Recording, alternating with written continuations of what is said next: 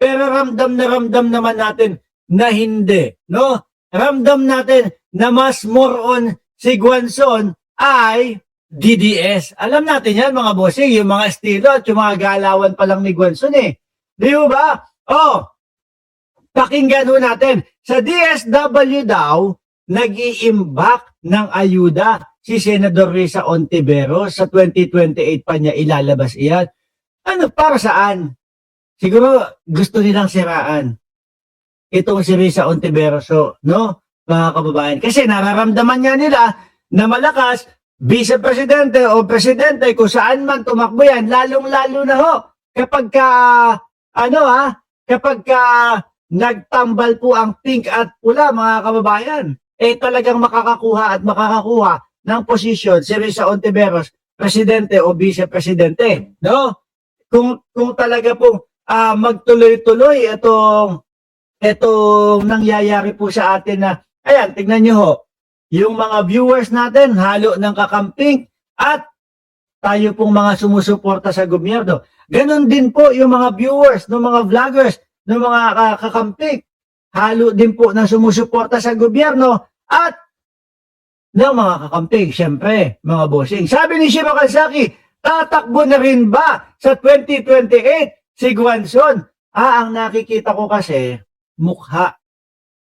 Oo, mukhang tatakbo si Rowena Guanzon at ang target yata nila, senador ho, mga bossing senador, kasama sila sila Panort.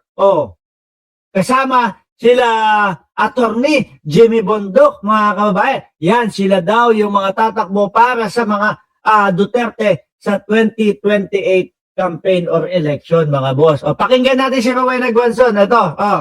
Anong information ko? Sa DSWD, nag-iimbak ng ayuda si Senator Risa Ontiveros. Wow. Ano gusto niyang palabasin? Na yung pag-iimbak ng ayuda na yon ay gagamitin sa eleksyon ni Senadora Risa Ontiveros sa pagkampanya, presidente o vice-presidente. Yan po ang pinapalabas na nila ngayon, mga kababayan. Para masira na, syempre. Di ba? Para yung mga posibleng maging harang at posibleng tumalo. Dahil nga po ang vice-presidente natin, sandamakmak na po ang issue, pero ni isa, wala pong sinasagot. Ni isa, wala pong dinidepensa para sa sarili nila. Ang daming lawyer, pero hindi madepensahan yung kanilang kliyente. Di ho ba, mga kababayan? Kaya itong mga ito, ang umaatake ho para doon sa nakikita nila at posibleng maging kalaban nila, mga bossing. Actually, hindi lang nga po si Risa Ontiveros ang kinakana nila ngayon No? Sila Kiko Pangilinan. Kinakana nila yan. Merong mga nagsasabi na, sige na, ito, nasan ba yun? Hindi ko lang nailagay. Merong mga nagsasabi na, nahihiya pa daw ang presidente na ilagay o iluklok o bigyan ng posisyon yung mga kakamping kagaya nila nila Kiko Pangilinan, Bam Aquino. Ang presidente naman ho natin, mga kababayan, mga boss chipamo, sir, no? Walang pili-pili ho yan. Actually, miski DDS ka nga, ilalagay ka niya, basta alam niya na ikaw ay magtatrabaho. Walang pili-pili. Ayan, tingnan nyo.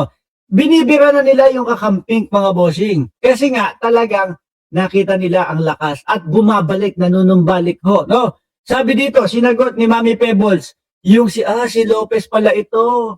Ito yung vlogger, mga kababayan, na, sabi, there is no, hindi. Yung may sabi ng there is no such as West Philippine Sea, si Rodante Marcoleta. Pero etong si Mark Anthony Lopez, mga bossing, ang sabi naman nito tayo daw din po ay nagwa-water cannon sa China. Na agad pong sinabi na, hindi totoo yan. So, nung napagalitan doon sa Kongreso, nataranta, nagkautal-utal, at pasilidad daw po ang water cannon. Ayan, tingnan nyo. Oo nga naman, Mr. President, huwag na kayong mahiya, no, ng mga kakamping. Hindi ako ganyan mag-vlog Hindi tayo sanay ng mga ganyang mga bad words o mga kung anong tawag. Tayo nga kahit Duterte tawag sa kanila ng iba, Duterte pa din ang inaano natin. ilagay mo na sa bagong cabinet mo sina Mark, Kiko, Bam, Leila, Shell, pati si Falsificado, tandem na si itandem mo na kay Auntie Claire. Sinong Falsificado? Pati si Falsificado, hindi ko kilala yung Falsificadong binabanggit niya, no? Pero tayo, mga kababayan, gaya nga po ng ating sinabi, kung ang isang tao, kung ang isang halal na opisyal ng gobyerno ay alam natin makakatulong. Si Falsis. Hindi ko naisip agad yun. No? Kung ang isang halal ng tao ay alam nating makatutulong sa pag-unlad ng ating bayan, walang kulay-kulay. Kagaya ho ng mga kakamping, mga bossing chipamo, sir. Kaya po, mataas ang respeto ko sa mga kakamping. Bakit to? Marunong silang rumespeto. No? Hindi sila kagaya nung mga DDS na tipo bang, sandali lang, ayoko dyan kay Bongbong Marcos kasi kalaban niya ng mga Duterte. Yung mga DDS, puro ganun lang ang sinasabi. No? Ayoko dyan kay Bongbong Marcos kahit napakaganda na ng ginagawa. Bakit? Kasi kalaban ng mga Duterte, kalaban ng mga idol ko. Hindi ho dapat tayo ganun. Kung totoong maka-Pilipino at para sa Pilipinas, ang gusto nating mangyari at ang gusto nating ipahayag, dapat ho mga bossing, wala tayong pinipiling mga tao. Kung yung mga yan ay makatutulong para sa pag-unlad ng ating bayan, di ilagay. Di po ba? Di ilagay. Ganyan sila. Ito yung pamumuno ni Pangulong Bongbong Marcos. Madaming natutuwa. Madaming nagagandahan sa kanyang mga ipinapatupad. Di ba? Ganyan po kasi ang style ng mga kakamping. Pero sa tingin ko, sige ganito mga kababayan. Kung one-on-one, no? Sa pagka-presidente, one-on-one lang wala nang makulit na ayoko kay Risa Ontiveros, ayoko kay Sara Duterte. No, kung one-on-one lang, no, dito lang. Kumbaga, lang natin, katuwaan lang. Wala nang paepal na, wala ba ibang option? No, kung walang option na iba, o wala kayo mapili sa dalawa, wag kayo bumoto. No, one-on-one, Risa Ontiveros versus Sara Duterte sa pagka-presidente. Sino o kanino kayo boboto? Yan ang tanong natin. Ilagay nyo dyan sa comment section. Ngayon mga kababayan. No? Naku, eto na. Pinakita na yung mga mga sasakyan ni Saldico. Ang gaganda mga bossing, no? Wala pa pala ako sinasabi. Kanino kayo? 1 kapag kay Risa Ontiveros.